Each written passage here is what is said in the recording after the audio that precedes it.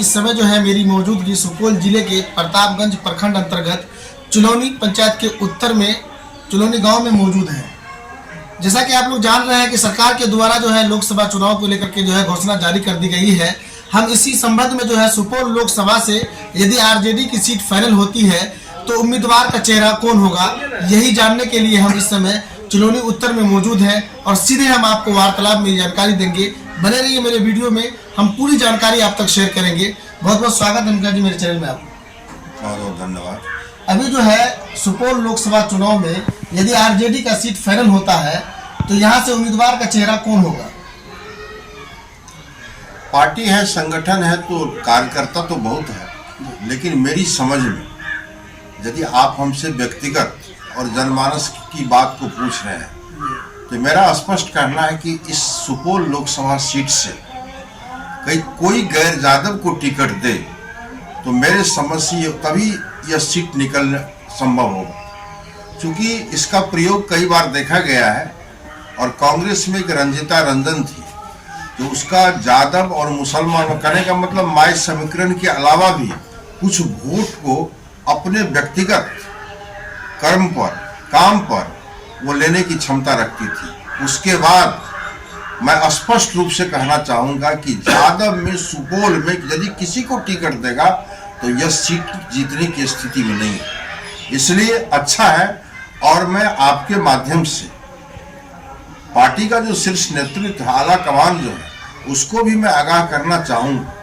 कि कम से कम यादव के अलावा जो प्रभावशाली हो, जो किसी पद पर हो, जो राष्ट्रीय जनता दल के अच्छा कार्यकर्ता रहे हो, मैं किसी व्यक्तिगत का नाम नहीं लेना चाहता हूं, उसको यदि टिकट दिया जाए तो हम समझते हैं कि पार्टी हित में अच्छा होगा। दूसरी तरफ मुस्लिम समुदाय के लोगों का कहना है यदि RJD seat Supaul Lok Sabha final होता है तो मुस्लिम के अलावा यदि किसी और को सीट दिया जाता है तभी ये आरजेडी सीट जीत पाएगा। जिस तरीके से आपने कहा कि अगर यादव को ये सीट छोड़ करके अन्य किसी भी लोगों को देता है तो ये सीट राजद की झोली में जाएगा, इसी तरीके से मुस्लिम समुदाय के लोग भी ये कहते हैं कि यदि मुस्लिम के अलावा अन्य किसी समुदाय के लोगों को सीट मिलता है तो ये सीट आरजेडी के झोली में जाएगा। इस पर क्या कहना है? नहीं, देखिए, मुस्लिम का कहना, उसका तो सीधा कहना है कि मुस्लिम के अलावा यादव को भी सीट दिया जा सकता है जी, लेकिन मेरा उससे थोड़ा कुछ अलग विचार है।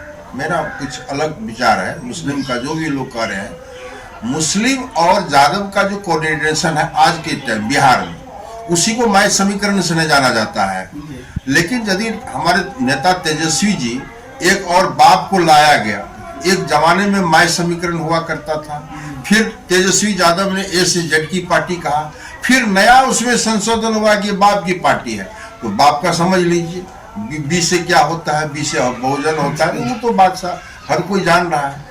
इसलिए अभी लालू जी ने जो प्रयोग किए हैं, हमारे नेता ने जो प्रयोग किए हैं, अभी आपको मान लिया नवादा में जो सीट टिकट दिया गया है, आपको जमुई में जो दिया गया है, आपको जो मुंगेर में दिया गया है, आपको जो औरंगाबाद में दिया गया है, यह सीट बिल्कुल ही एक सोचा समझा रणनीति के तहत इसको हम मान रहे हैं कि इस चीज का हम निश्चित रूप से स्वागत अपने आला कमान का करते हैं। उनका यह टिकट का जो तरीका है बिल्कुल सही है और इसी आधार पर बिहार में गठबंधन, जो भी गठबंधन, लालू जी का तो स्पष्ट कहना है कि सीट कोई भी ले ले, आपको हम 10 सीट देंगे कि 8 सीट देंगे, चाहे वो कांग्रेस हो, माले हो, वामपंथी हो, लेकिन हम उम्मीदवार का चयन में खुद करेंगे।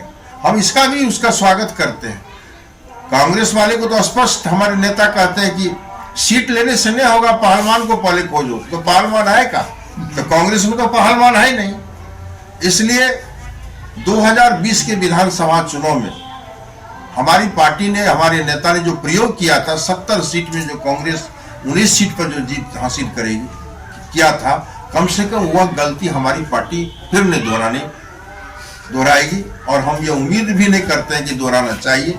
इसलिए यह लोकसभा जो 2024 का चुनाव है, निश्चित रूप से सोच समझ करके हर एक जाति के लोगों को मौका दे करके यदि हम चुनाव लड़ेंगे तभी हम फतह पा सकेंगे। दूसरी तरफ ये एक आखिरी सवाल ये है, दूसरी तरफ जो है जैसे शर्मा और केवट समाज के लोग जो है जगह जगह अभी हम जा रहे हैं, लोगों की प्रतिक्रिया जो आ रही है कि यूँ कहा जा रहा है कि सुपौल लोकसभा सीट यदि आरजेडी के कोटे में जाती है तो बहुत महत्वपूर्ण बिंदु है कि मान लीजिए पूर्व विधायक यदुवंश कुमार यादव जी के बारे में लोगों का राय है कि उम्र भी हो गया है और ये सीट यदि मिल जाती है तो आसानी से जीता जा सकता है, क्या कहेंगे इस पर?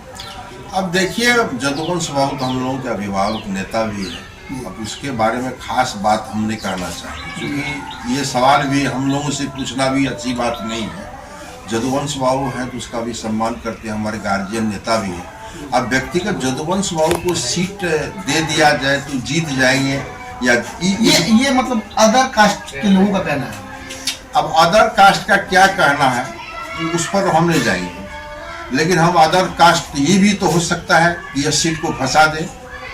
अदर कास्ट का यदि लोग कह रहा है कि जदुवंश बाबू को सीट दे दे, तो जदुवंश बाबू को सीट निर्मली का विधानसभा का चुनाव लड़े थे जदुवंश बाबू को, तो वहां तो बहुत गैर जाति का लोग था, क्यों 40,000 से हरा दिए? महत्वपूर्ण सवाल है ये, क्यों हरा दिए? उस समय में सहानुभूति नहीं था जदुवंश बाबू से, इसलिए कहीं न कहीं इस बात पर जदुवंश बाबू को वो हम व्यक्तिगत रूप से हमारे जिले के बहुत सीनियर नेता भी हैं, सबका अभिभावक हम लोग तो है ही, लेकिन सवाल है कि अब इस बात पर जहाँ तक जीत और हार की बात है, सीट देने और न देने की बात है, इस पर तो मान के जदुवंश बाबू को यदि दे देते हैं पार्टी तो हमको कोई ऐतराज थोड़े है।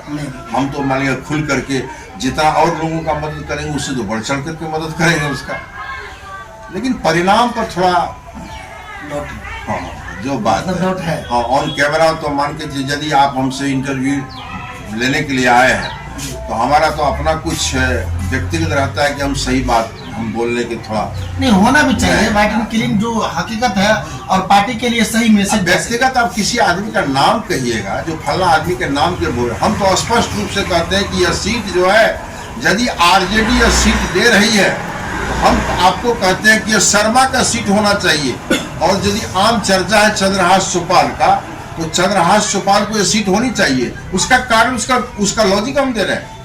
क्या लॉजिक होगा? लॉजिक ये होगा कि यहाँ लोकसभा में मुझे एग्जैक्ट पता तो नहीं है कितना वोट है, लेकिन हमको लगता है कि लाख से ज्यादा वोट है, और हमारे पंचायत में कम से कम 2500 वोटर शर्मा जाति का है, और इस जात में कम से कम जात के प्रति जितना ये लोग जाने का इच्छुक रहता है, कहने का मतलब जात के प्रति जितना कट्टर है, और किसी वर्ग में हम कहते थे कि मेहता को यहाँ टिकट दे देगा आरजेडी, तो मैं तो थोड़े जाएगा आरजेडी के पक्ष में, लेकिन शर्मा को टिकट देगा तो शर्मा चला जाएगा।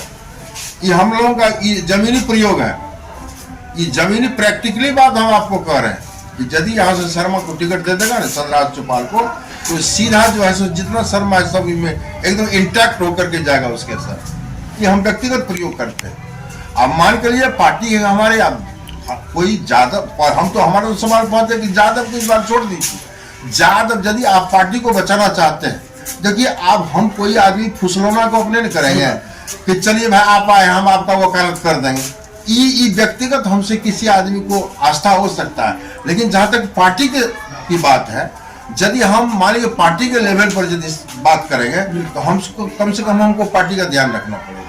और आज के दौर में लालू यादव को एक रणनीति के तहत जो माँ और बाप की पार्टी का जो इसमें दिया गया है, कहा जा रहा है कि माँ और बाप की पार्टी है, उस हिसाब से वो रणनीति से यहाँ कम से कम सुपौल में गैर जाति यादव जाति के लोगों को टिकट दिया जाए, और उसमें भी चुन करके। अरे हम लोगों से तो आप आए हैं कुछ लेने के लिए, बाइट लेने के लिए, तो मान के चले हम लोगों के नजदीक कौन आता है? हम तो मुखिया भी है आज के अभी के डेट में, प्रखंड अध्यक्ष भी है, प्रतापगंज के प्रखंड अध्यक्ष, सो तो हमसे पूछबो नहीं किया, आपको जानकारी भी नहीं था जानकारी, तो जानकारी नहीं था तो हमसे परिचय तो आपको पहले लेना चाहिए। हम कहते हैं कि प्रखंड के अध्यक्ष भी आरजेडी के हैं, लेकिन ग्राउंड रिपोर्ट किसी से लिया जाता है क्या? आज तक हम लोगों का कोई सर्वे मान के चलिए अंदरूनी आंतरिक सर्वे करता होगा, पार्टी का काम है, हम लोग को पता नहीं है, लेकिन आज तक किसी प्रखंड अध्यक्ष से कोई ग्राउंड, हम लोग तो ग्राउंड रिपोर्ट देंगे। हम कहते हैं कि शर्मा को टिकट देगा तो शर्मा का एकजुट वोट होकर के जाएगा। हम व्यक्तिगत हमारी राय है अपना, लेकिन हम लोगों से पूछता कौन है? कोई पूछता है? यहाँ पार्टी में जो मीटिंग होती है तो यहाँ तो हमारे एक तो बहुत दिक्कत क्या है, हम लोगों के पार्टी में आरजेडी में यहाँ तो टिकटार्थी इतना है ना, तो पता नहीं चलता है कि सब तो टिकटे हैं, लेकिन यहाँ पार्टी टिकट के लिए सब मरता है, लेकिन यहाँ सीट होगा कि नहीं होगा इसकी चिंता नहीं है। रंजिता रंजन 2014 में जो चुनाव जीत गई थी, वही रंजिता रंजन 9 में हार गई, वही रंजिता रंजन 19 में हार गई। 2014 में जो चुनाव जीत गई रंजिता रंजन, वही कामेश्वर आरजेडी, जनता दल यू और भाजपा अलग अलग चुनाव उस समय में लड़ा था। इसलिए अभी का दौर गठबंधन का दौर है, और हम आपके माध्यम से हम अपने नेता को भी ये संदेश देना चाहते हैं कि सबको लेकर के चलिए। यदि कांग्रेस भी थोड़ा देर के लिए उठी हुई है, उसको भी थोड़ा सम्मान दे करके, अच्छी देख लेकर के उसको भी अपने पाले में रखिए, तो सबके लिए अच्छा होगा। अरे किसी आदमी को बहुत डिमोरलाइज भी नहीं करना चाहिए। जैसे हम लोग कभी जो खबर देख रहे हैं, टीवी पर देखते हैं, मोबाइल में देखते हैं कि कांग्रेस अपने आप को बहुत अछूत मान रही है, उसको बहुत तरह से ये भी नहीं होना चाहिए। अरे कहीं राष्ट्रीय पार्टी है, यदि उसको हम साथ लेकर के चलते हैं, कहीं एक दूसरे सीट का कहीं झमेला है तो उसको भी ले दे करके अपना सेटलमेंट कर लेना चाहिए। हम लोगों का भी यही, लेकिन हम लोगों से कौन पूछा, कौन पूछने वाला है कौन?